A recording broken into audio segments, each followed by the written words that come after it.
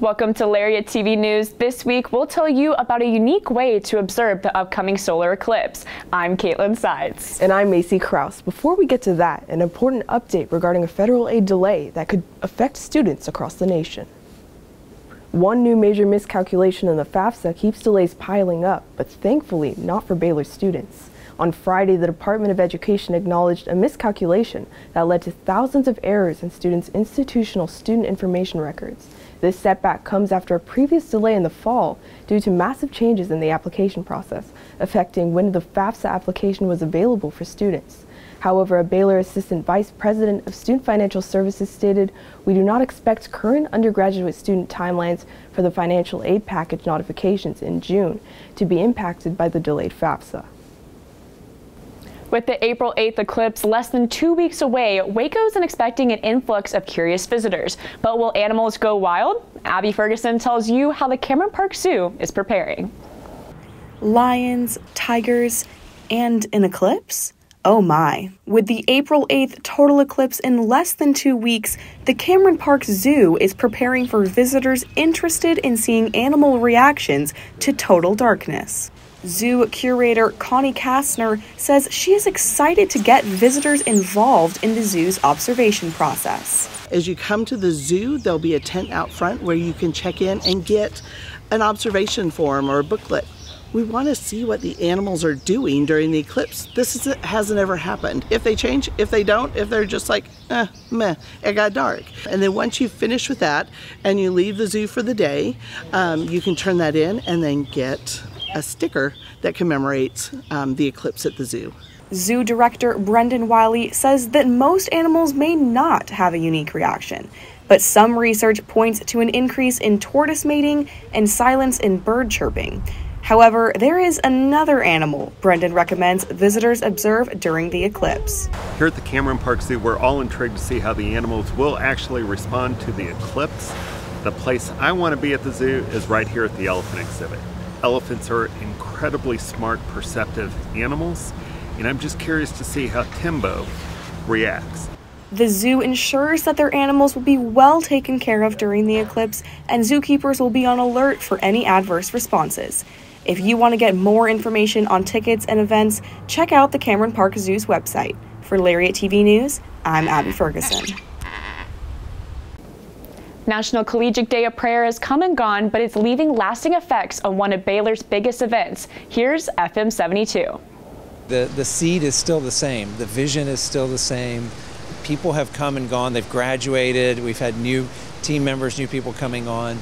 But the legacy is strong. One of Baylor's biggest traditions is back, and FM 72 is using wisdom gained from National Collegiate Day of Prayer to help advance the event. National Collegiate Day of Prayer took place on campus for the first time back in February, and hundreds of students filled the seats and aisles of Waco Hall.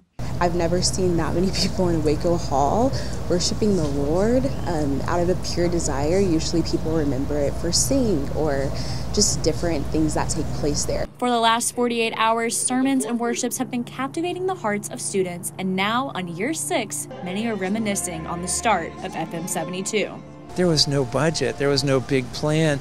We didn't know what we were doing. Baylor didn't know what we were doing. We were kind of just moving in faith, and there was such a joy. The students didn't know what this was, and really even us as leaders didn't know what it was. You know, we didn't know if 200 people will come or 2,000 people will come. The FM 72 team felt Collegiate Day of Prayer was a warm-up going into their event, and students are getting the chance to help behind the scenes. Immediately had the sense of like, oh my gosh, like, am I supposed to be here? There was uncertainty with that, but the way that they have called value out in me and just expressed that everyone in the room is equal, everyone in the room is valuable. FM 72 hopes students walk away with their life change and hopes their impact will continue for years to come. For Lariat TV News, I'm Caitlin Sides. Studying at Moody for a long extended amount of time can be stressful. Now an interfaith meditation and reflection space is available in the library for anyone, regardless of their religious beliefs. The space is located in the first floor of Moody and gives staff and students a comfortable place to meditate, pray, and relax. The room holds a handful of different religious texts as it aims to give everyone a safe space to practice their religion in the everyday. took a lot of intentionality because we wanted to make sure that we communicate to the Baylor community that this is a space that is true bridge building. No matter what background you come from, no matter who you are, this is a space for you. The room is available for students and staff to come and go as they please during regular library hours. It's not too late to step out and serve the Waco community this semester. Registration for Steppin' Out Day of Service closes Wednesday, and Baylor students are calling their peers to volunteer at sites all around Waco. Students are encouraged to sign up with their friends, organization, or just themselves. The Day of Service will take place on Saturday, April 6th from 8 a.m. to 1 p.m. Baylor highlights service and leadership as an integral part of the Baylor student experience. This event allows every Bear to give back to their neighbor who support the Baylor community in many ways. Just service in general, but stepping out specifically is really an embodiment of the Baylor experience. I think when I came to campus, one of the first things that I noticed was just that like community sense. And I think things like community and service are so integral to like the Baylor student. To register for Stepping Out, visit missions.web.baylor.edu. And remember, March 27th is the last day to sign up. Next, students took on the toughest half in Texas. And Bollywood took over Waco Hall. Keep it here.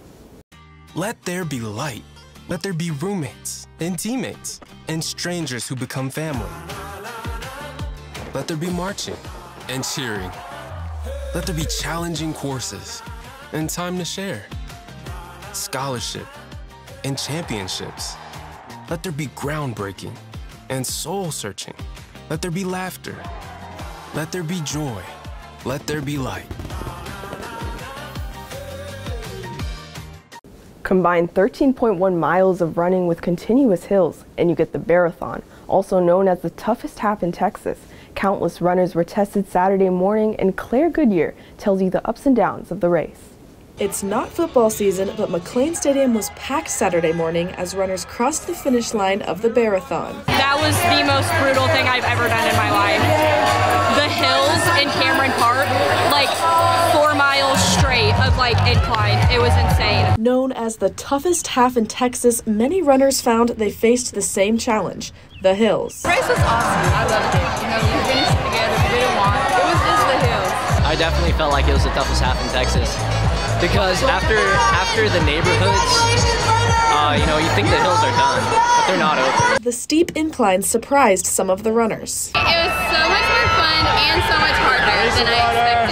The hills were worse than I expected, but it was so fun, like seeing friends along the way. It was like I kept getting encouraged. Others had creative training methods to prepare for the hills. We trained really hard on hills. Like, so we're currently living in Abilene, Texas, and it's super duper flat. So we would go to the treadmill like twice a week, and we would put it on like a 6 incline and try to run up it for as long as we could. And some runners were just there for a good time. At the end, you know, I'm just looking to have fun. It's a fun race. And it was a 10 out of 10. I had my best friend with me, so it was everything. For Lariat TV News, I'm Claire Goodyear. While Baylor is known for many accomplishments, it's not every day that staff members receive a U.S. patent. Dr. Linda and Jeff Olafson and Keith Schubert were recently granted this patent for a medical device with unique applications, including treating internal injuries using ultrasound and remote-controlled wire to navigate veins and arteries. According to one graduate research assistant, the main objectives of the device are to improve navigation throughout vessels during surgery, as well to utilize ultrasound technology for affordability, portability, and decreasing risk often seen in x-rays. It's been really cool to see the project from infant stages to really grow into something that is patentable, to have the technology be advanced and to have, you know, work day in and day out on, you know, the little parts of it, to see it grow and just see the progress made on it.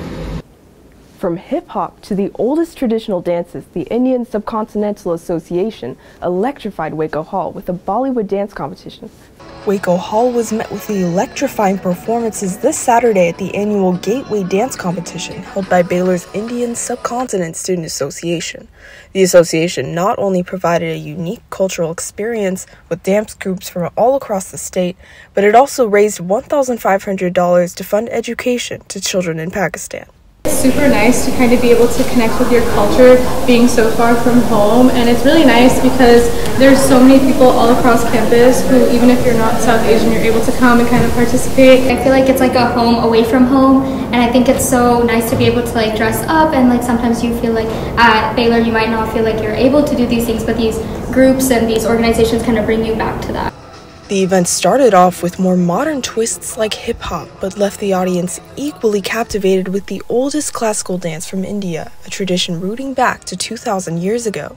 To finalize the competition, a fashion show took place with personalized dances. We have so many differences amongst all the different countries that are in the Indian subcontinent, and so we get to show the colors.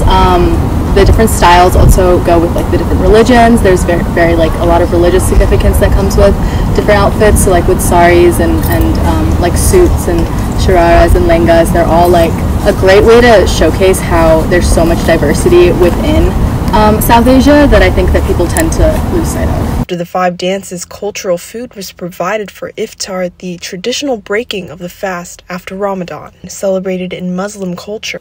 Since we've been at Baylor, I will say we've definitely seen an improvement of just there being more of a recognition to people who are fasting. For example, I remember freshman year dining halls were offering suhoor, which is what you eat at before sunrise. So they were offering to-go meals for that at night. So things like that are kind of starting to come up more and more. So even though we are predominantly Christian university and Baylor stands by that, they are still kind of accepting the fact that, okay, there are people who are other religions who still want to attend here, and we still welcome them. At Waco Hall for Lariat TV News, I'm Macy Krause. There's a new exhibition at Martin Museum of Art, and while most spend their time admiring pieces, one visitor realized she had a special connection to not only the artwork, but the people behind it. The last thing Lisa Crowder expected to find in the exhibit was a piece of her past. Crowder was looking at a student winner's piece when she realized she knew the last name of the artist. It turned out that the artist is connected to someone she knew long ago. And a lady walks up and says, "Did you recognize my triplets?" And it turns out that the young lady I just checked out had a sister, Aaliyah, whose art is in the show. And so I got a moment to be reconnected with students I taught elementary music to when they were young.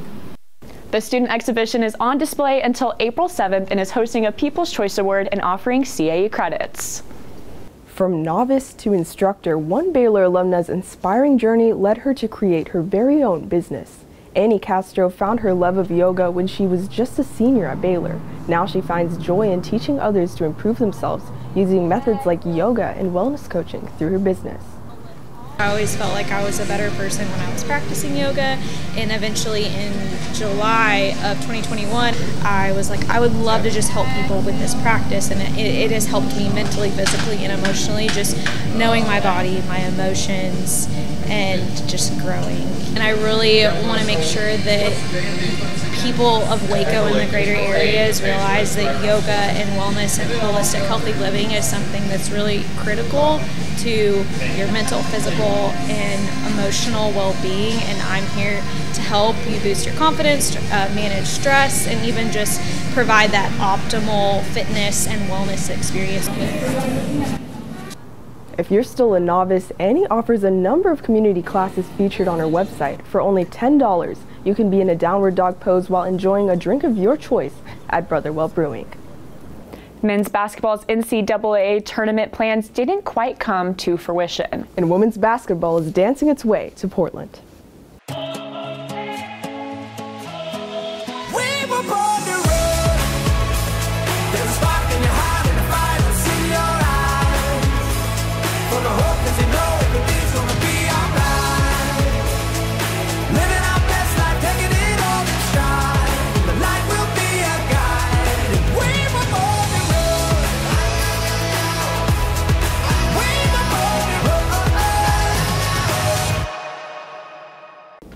Men's basketball season came to an heartbreaking end Sunday night, losing to Clemson in the second round of the NCAA tournament.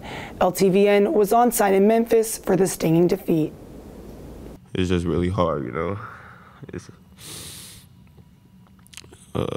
every game, you know, I just wanted to put my body on the line because I just love my teammates so much, love the coaches so much. So I never looked ahead.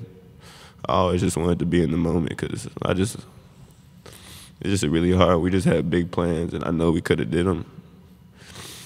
Despite being down 15 with just under 6 minutes left, 3 seed Baylor men's basketball found themselves down just 2 to 6 seed Clemson with 36 seconds left.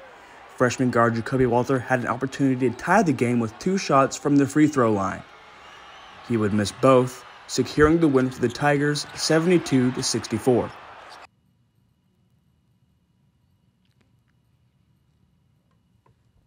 It was really hard for him after the game, and you love it. You love that he cares. After 2 seasons at Boise State and 2 seasons at Toledo, Ray J. Dennis emerged as a leader on the team this year and made his NCAA tournament debut in the game against Colgate. In his second career tournament game, Ray J. posted a game-leading 27 points while going 9 for 21 from the field. I mean, everybody always has expectations and the way they want something to end. But I couldn't ask for my 5th year to go any better and play for a better coach and have better teammates. I mean, I got brothers for the rest of my life. So I'm super excited that I came to Baylor, and I wouldn't change it for anything. This loss marks the 3rd straight season Baylor has not advanced past the first weekend.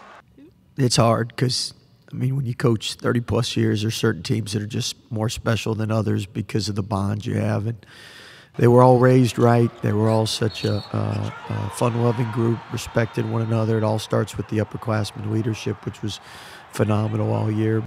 Coach Drew said he and his staff will be meeting with freshmen Jacoby Walter and Eve Misi to see what their future holds. And with the win, Clemson will be playing Arizona in Los Angeles on Thursday. For Lariat TV News from FedEx Forum, I'm Braden Murray. Women's basketball is headed to the Sweet 16 to take on Southern California on Saturday. This is the Bears' 16th appearance in this round in program history, and their 13th in the past 15 years. Sunday night, Baylor took down Virginia Tech 75-72 to advance. This marked the Hokies' first home loss all season. In the first round, the Bears easily handled Vanderbilt 80-63. It's good to celebrate with that group of girls. Like, we started this journey, you know, in July, you know, really summer school, but when we went overseas and played, and it was all about building camaraderie to get to this point, to win these close games. This will be USC's first time in the Sweet 16 in 30 years. The Trojans held Kansas to its season low of 55 points Monday. Baylor baseball dropped its midweek matchup to UTSA 9-7. The Roadrunners struck first, pleading 2 in the first and 1 more in the second. The Bears responding by scoring 5 in the bottom of the second. The teams continued to trade blows through the 5th inning, with the Roadrunners scoring 1 run in the 3rd, 4th, and 5th innings. The Bears bringing 2 home in the bottom of the 4th. Baylor led 7-6 going into the 7th inning when UTSA scored 3 more runs, taking a 9-7 lead. The Bears could not respond, notching just 2 hits after the 4th inning. The runs in the first inning count just as much as the runs in the 7th or 8th inning to take the lead. You know, they just do, and we got to understand that. Sometimes we got to be a little tougher, and you know, can't be okay with just giving up 1 here and 1 there, and you know, if we can get out of it, get out of it, and we got to be better at that. So. The Bears will be looking to redeem themselves when the Cincinnati Bearcats come to Baylor Ballpark for the 3rd series on Thursday, Friday, and Saturday. Baylor softball's Riley Crandell won Big 12 Pitcher of the Week, but off the field she serves as an inspiration for her team. Here's how. Baylor softball sophomore pitcher Riley Crandell was recently named Big 12 Pitcher of the Week for the 2nd time in her career, after only allowing 1 hit in a complete game shutout against top 10 Oklahoma State on March 9th at Getterman Stadium. Crandell gives all the credit to her team for helping her achieve this award. A big part of why I was named Big 12 Pitcher of the Week was because of my team and my defense behind me. They did a lot of great work, and they were always there to support me because I didn't have 12 strikeouts or 10 strikeouts. I had 2 strikeouts, and the rest was them, and so they did a great job. Crandell is not only a phenomenal pitcher and top contributor on the field, but also off the field. Junior pitcher Ava Knoll tells us that Crandell is one of the most giving individuals on the team and is always someone people can lean on.